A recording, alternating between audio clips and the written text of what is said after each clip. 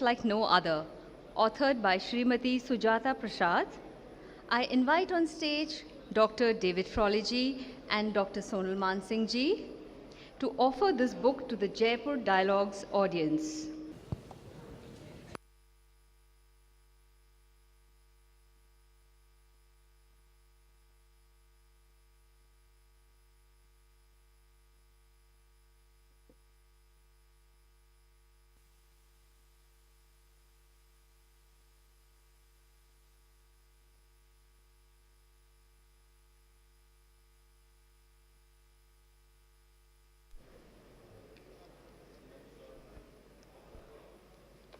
I now request Dr. Sonal Mansingh ji to please speak and give us few words tell us about her memoir, A Life Like No Other. Sanjay ji को बहुत बहुत धन्यवाद for inviting me here. And अपने जीवन के बारे में किसी को बताना मुश्किल हो जाता है, लेकिन बहुत 4-5 वर्षों से सुजाता मेरे पीछे पड़ी थी. वैसे तो बहुत लोग पीछे पड़े रहते हैं आज भी, लेकिन सुजाता जी she insisted that I should share some of my life with people. And so I did, but I assure you that it's a very interesting book, very easily readable, but it does not cover all of my life. So you'll have to wait for a sequel, which I will myself write. But if you first read this, I think you'll know a little more about me. Okay, Sonal Mansingh is a dancer, but a dancer is a dancer and much more. She's a person, she's a woman, she's a thinking person. She laughs, she loves to eat, she loves to travel, she loves to discuss. There's so many aspects and dimensions to a person. So it is very good if we read about people while they're still alive. I'm still alive, thank God, and know more about them. So I invite you to please get the book. I haven't brought enough books to offer to all of you, and happy reading. Thank you very much once again. I now request Dr. David Frawley ji to please say a few words. Thank you. Namaskar. Well, it is my honor to be with Sonal for the release of her book. And she has been, of course, one of the eminent dancers in India, but she has been a great supporter of all the arts and the culture, and one of the leading voices on art and creativity, spirituality and culture in India today. Thank you.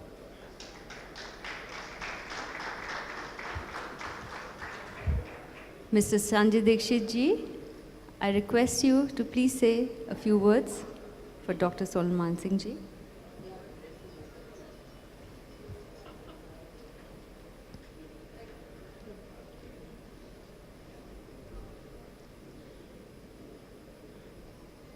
Sonal ji, Dr. Frawley, and the esteemed gathering.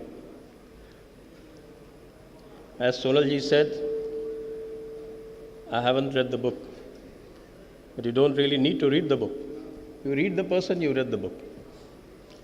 So I'm sure that the book must be as beautiful as Sonal ji is in her persona.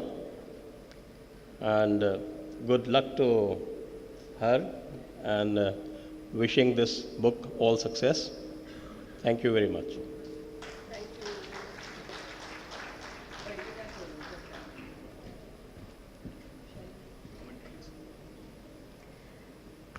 The Jaipur Dialogues' main theme for this year is Elements of Unity and Division in India, spread over 3 days with 4 theme sessions and 1 valedictory session.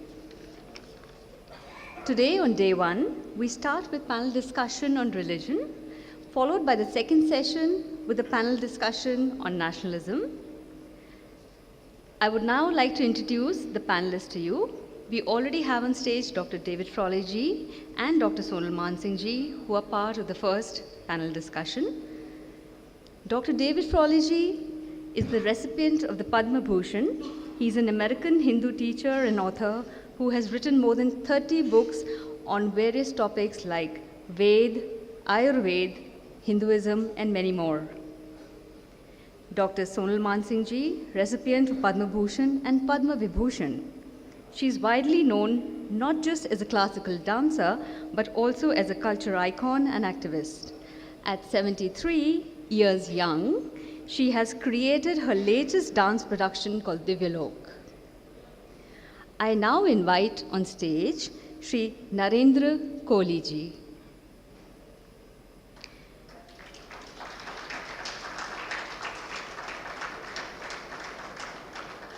Narendra Kohli ji is one of India's best read writers.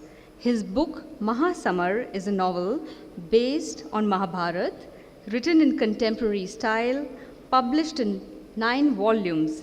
The era of contemporary modern Hindi literature is often referred to as the Kohli era.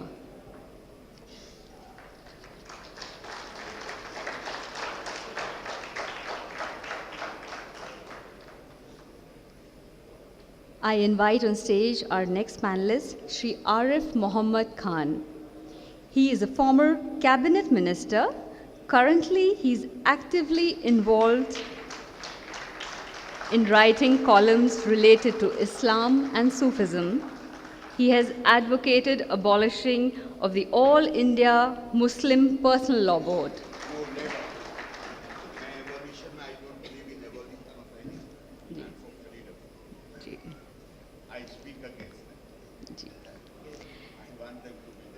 I now invite Sri Sanjay Dixit, Chairman of the Jaipur Dialogues Forum. He is an IAS officer of the 1986 batch. Today at 6 p.m., we launched the cover of his first book, Krishna Gopeshwar, which is being published by Bloomsbury. I now hand over the proceedings of this panel discussion to Sri Sanjay Dixit ji.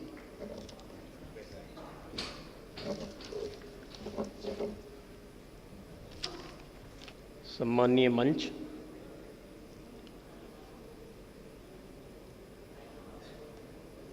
और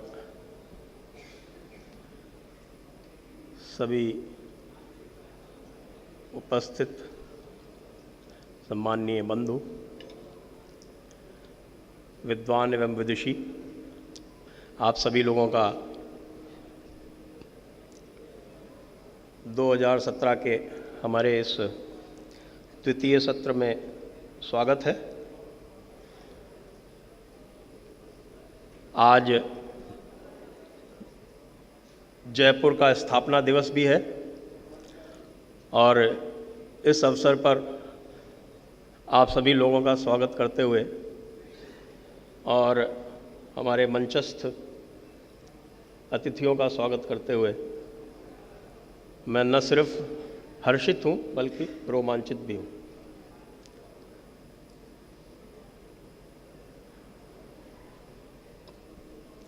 I have the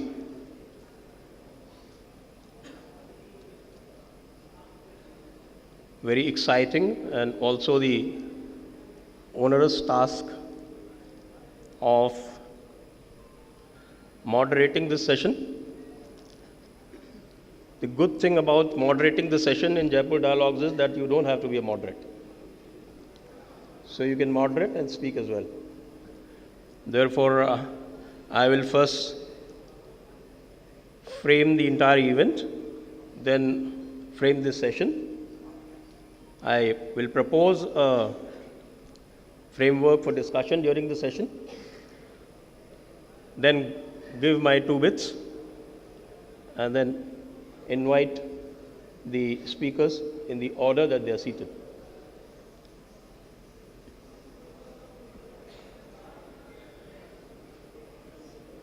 The topic for this year's event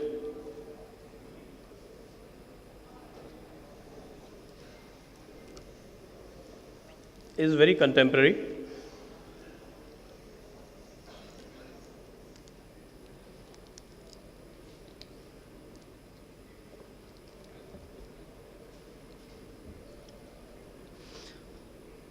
I think over the last couple of years, and especially over the last year, we have had a crescendo of voices going up and telling us and that the certain things that we do are very, very divisive. Now there's also a reaction building up which say, no, these things are not exactly divisive, but they're actually unifying.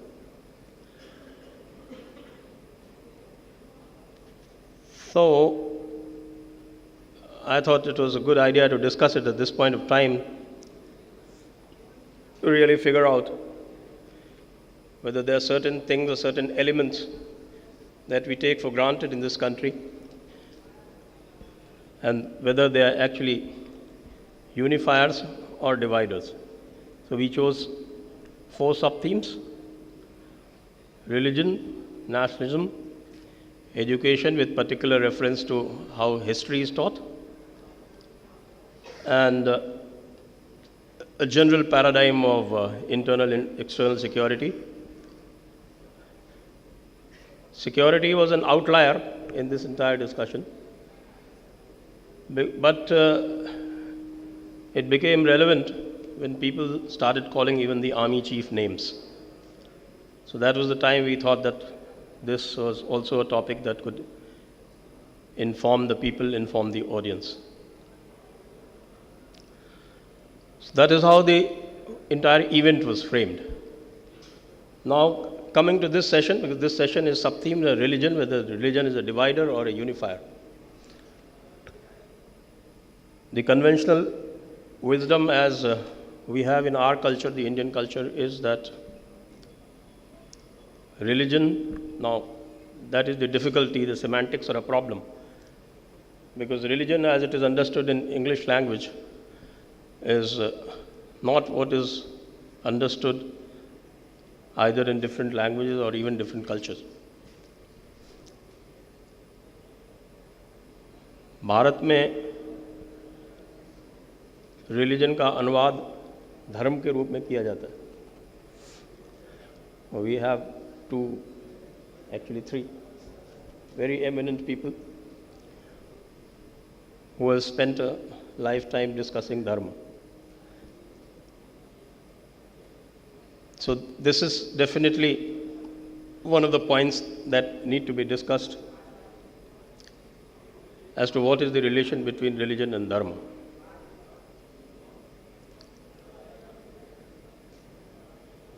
Then when we talk about religion being a unifier or a divider, then we also have to discuss the doctrinal aspects of religion, the behavioral aspects, even if doctrines be pacific or doctrines be talking about the entire cosmos as one, the consciousness of unity or the universal consciousness.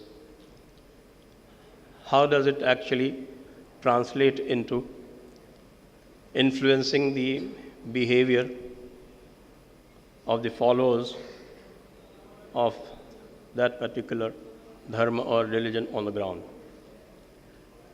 That can vary very widely, and it is influenced by very many factors. Then another factor on which this needs to be analyzed is the attitudes of various religions / dharma / madhab to science. Now, science is a very vague term, these days even humanities are called social sciences. I've always wondered how, but that is how it is. Because according to me, when you talk of science, there are 3 basic aspects that need to be met.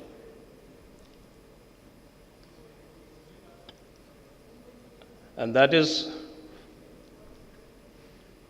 when you frame something as a scientific principle, Firstly, it needs to be universal. Secondly, it needs to be verifiable. And thirdly, it needs to be repeatable. If you drop a ball here and it falls, and if you go to Norway, it should do the same. And you should be able to verify its behavior in different conditions.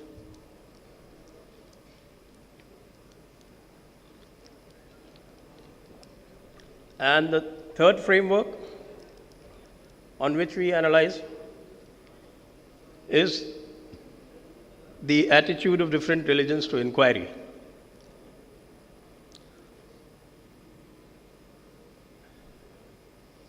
On this parameter, of course, I admit that there are certain religions which will face a handicap, especially the believing religions. But nevertheless, it is. It is so. And in this place, we don't have to be politically correct at all. So when you start testing the different religions, in fact, for the want of other better words, I would not use these two terms interchangeably. I would rather use the term faith. The esteemed panel will forgive me because I am unable to find one word which describes the entire gamut.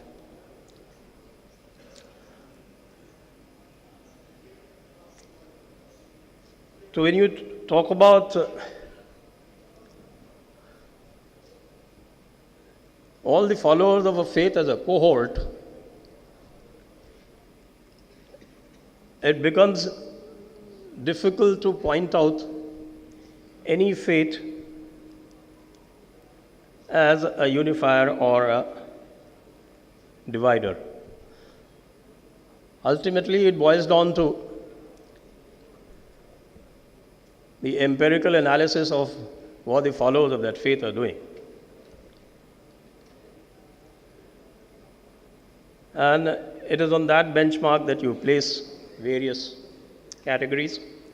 I have tried to, now that I've analyzed the benchmarking and how I feel the discussion should proceed, I will give my 2 bits also.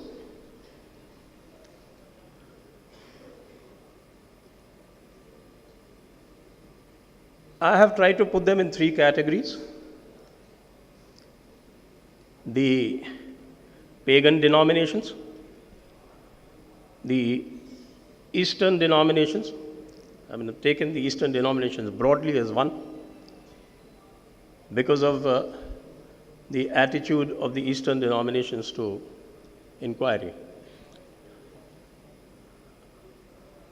Most of them can be classified as spiritual systems or inquiry systems. So whether it is the Sanatana tradition or Buddhists or Jain or Zen or Shinto, or for that matter, even the Chinese tradition, their attitude to inquiry is broadly the same. The conclusions may be different. Some of them may not offer any conclusion at all.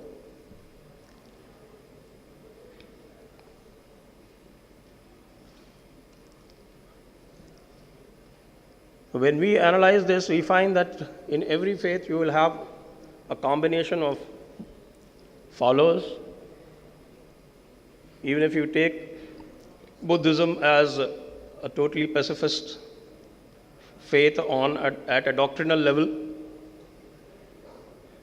you do have situations like you have in Myanmar. So at a behavioral level, you find that certain section of that particular faith are behaving very differently. whereas at the doctrinal level, they have something which is very, very pacific. Because in certain analyses, it is even said that probably Buddhism is an extreme form of non-violence, which many in the Sanatana tradition would not approve.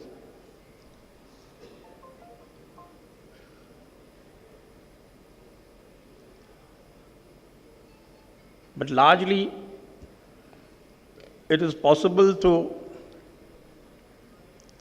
in my opinion, of course, it is possible to align the behaviors to the doctrine with less difficulty than align the behaviors to the doctrines. That is a great difficulty that we find in the Abrahamic faiths. For instance, if you take the example of Islam, it is not that they have not had spiritual traditions. The Tahqiqis, as you would know, had a flourishing tradition in Islam till the time of, almost till the time of Ibn Taymiyyah. You are the best person to enlighten us on that. And it is after that that the spiritual doctrine of Islam was nearly wiped out, and the Sufi strain that remained, even that has to keep paying tribute to the taqlidis in India in order to survive. Therefore, when you see the situation when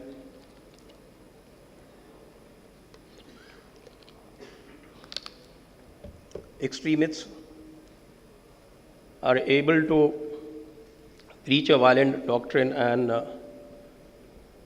get a lot of adherents, basically boils down to this doctrinal and behavioral conundrum.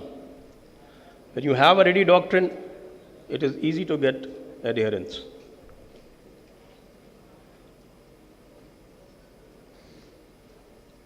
About the pagan doctrines, we have Dr. Frawley here, who's done much research on the topic, and he would enlighten us how the pagan cultures and their attitude to nature and their attitude to inquiry shaped much of the European Renaissance, much of the post-Middle Age Reformation, and much of science.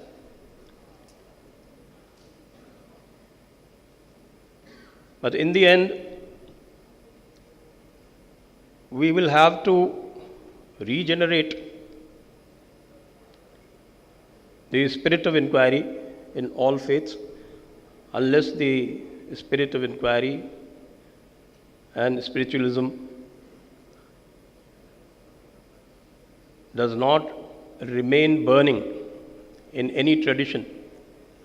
That tradition is bound to ossify, then fossilize, and then disappear.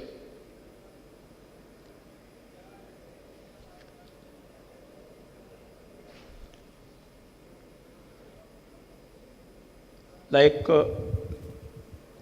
we have the famous Nasadiya Sukt. To me, it appears to be one of the most beautiful inquiries devised by mankind. क्या सत था, आकाश था, अंतरिक्ष था, यह है या यह नहीं है, क्या भगवान था, यदि नहीं था तो क्या हमें उसे बनाने की आवश्यकता है, क्या भगवान ने मनुष्य बनाया, क्या मनुष्य ने भगवान बनाया. I think you would remember that famous Om Puri rendition in Hindi of the Nasdiya Sukt. If not, then you must open YouTube and watch it all over again. So it is in that spirit that we invite all our speakers to speak. First, we have 20 minutes each for talk here, after which we will have a discussion, then we'll have a question and answer session. In the question and answer session, I'll just lay down the rules. Mic will not be given to anyone for asking a question. If you feel that you need to ask a question, please write it down. Somebody will take it from you and bring it here. The moderator will repeat your question. When I repeat your question, I will request you to stand up so that everyone can see that you asked the question. And at the end of the question and answer session,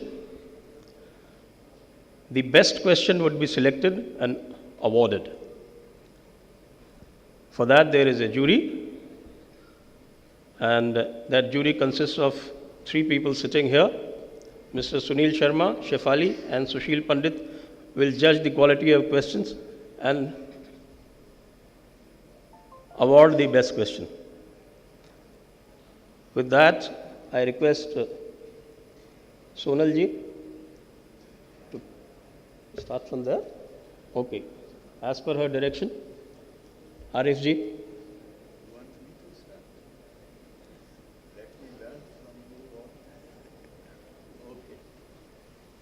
Please.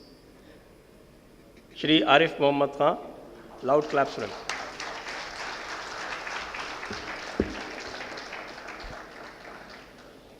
Thank you very much.